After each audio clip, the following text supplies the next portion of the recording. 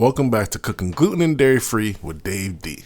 Today on the menu is a patty melt with potato wedges. Gluten and dairy free, of course. If you aren't familiar with a patty melt, it's basically a burger and a grilled cheese hybrid with caramelized onion. So instead of a burger bun, we use sliced bread. It's absolutely delicious.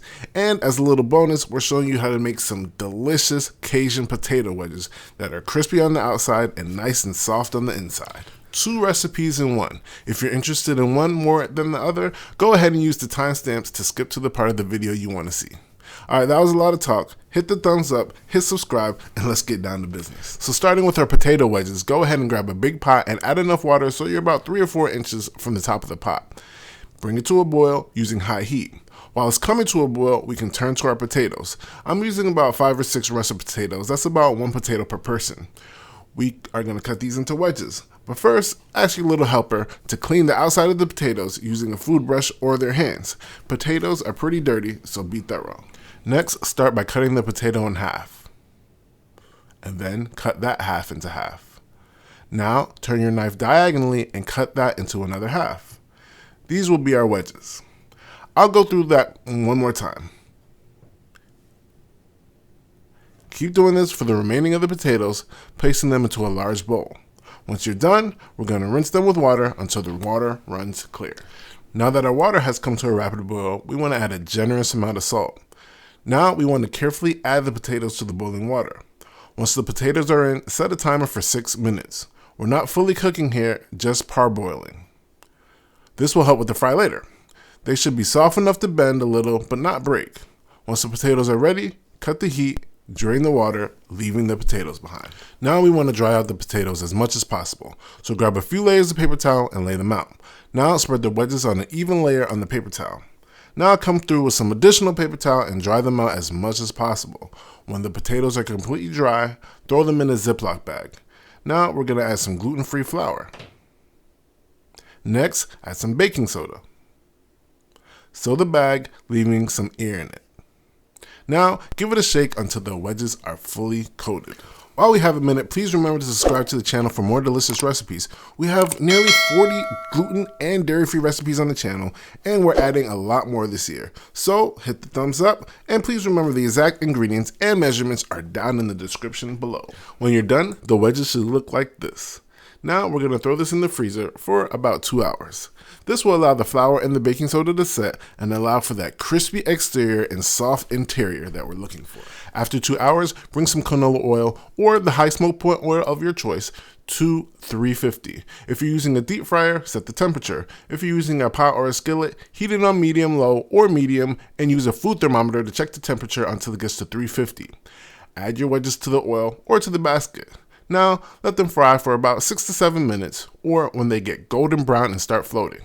When they're done, they should look a little something like this. Don't bite through your screen, we're not done yet. While they're still hot, put them in a large bowl for tossing. Add some Cajun seasoning and then add some dried parsley. Now toss the wedges in the seasonings until they're nice and coated. So our wedges are done and now we can move on to our delicious patty melt. So first things first, let's get the prep out the way. We're going to grate about 1/4 of an onion and use it to flavor our ground beef. So chop an onion in half and then chop that half into half. Remove the skin and then grate it. It should look like this. Now, one of the keys to patty melt is caramelized onion. So we're going to thinly slice the remaining onion. Feel free to add additional onion depending on how much you like caramelized onions. And if you don't like onions, just skip this step. When you're done, they should look like this. Now that our prep is out the way, we can move on to our ground beef. I'm using 2 pounds of ground beef, but feel free to half or double the recipe depending on how many people you're cooking for. For burgers, I suggest using an 80-20 or an 85-15. Go ahead and place the meat in a large bowl for seasoning. And speaking of seasoning and infusing flavor, go ahead and add that grated onion. Next, add some garlic paste or 1 minced garlic clove. Next, add some seasoned salt. Next, we're going to boost the natural flavors of the fresh ingredients by adding some garlic powder and onion powder. Finally, add some dried parsley.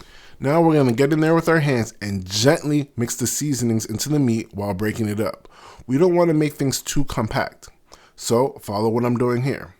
But while we have a minute, please remember to hit subscribe below for more delicious recipes and hit that thumbs up to encourage me to keep going.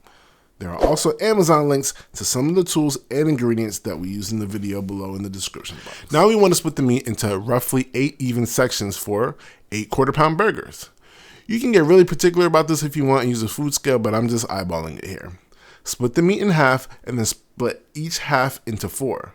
Now, grab your first portion and gently form it into a loose ball. We're not making it super tight, just loose balls to help with the smashing later. Do this for the rest of the balls and place them on some parchment paper. Now let them rest while we work on our caramelized onions and toast our bread. Heat a cast iron skillet on medium until it's smoking hot. Next, add some butter. I'm using dairy-free butter. Spread the butter around the pan. Add the onions that we worked on earlier and break them up as you add them. Now, mix them into the butter so they are coated. Let them cook and brown while we move them around the pan.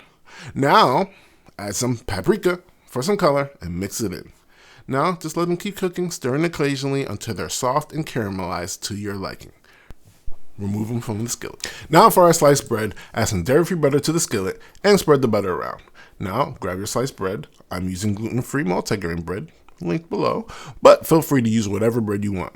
Add them to the pan and toast them to your liking on each side. No special instructions here, just keep an eye on them so they don't burn. Now we can move on to our burger patties. Turn the skillet up to medium-high.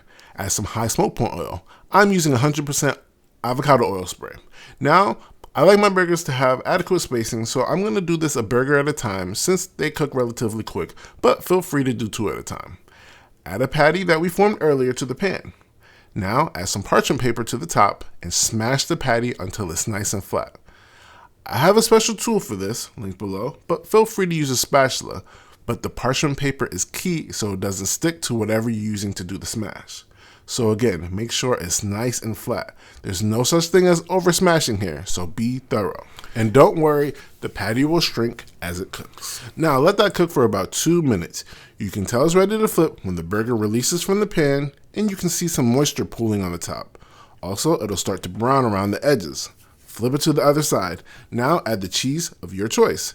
I'm using dairy-free cheddar. Now we know that dairy-free cheese needs a little help melting, so go ahead and cover it with a lid. After about 2 minutes, it should be good to go. Now we can build our burger. Add whatever condiments you want to each side of the bread, followed by those caramelized onions. Now come in with your patties. I'm using double because I'm a certified fat boy, but feel free to go with the single patty if you want. Next, close the burger by putting the other slice of bread on top. And there is the patty melt. Nice and juicy. And there you have it, folks, my recipe for patty melts and potato wedges that just so happen to be gluten and dairy free. Please subscribe, please hit the thumbs up, please leave a nice comment below, and we'll see you next time.